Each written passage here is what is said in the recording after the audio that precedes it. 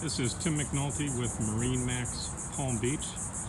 This is a quick preview of our Sea Ray 190 SPX with a 150.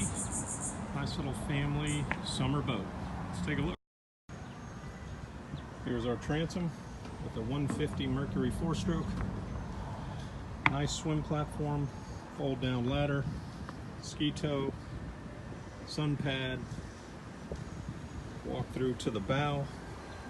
A lot of storage. You have port side seating, full windshield that closes off if you're running, full bow with storage underneath, both port and starboard side. Enough seating for 11 people. That's a lot of people on a 19-footer. This is a big 19. LOA is a little over 21 feet, over 8-foot beam. Nice helm station. You got a flip-up seat that also folds down. Nice analog gauges, fusion stereo, lighting, horn, nice accented steering wheel, full controls.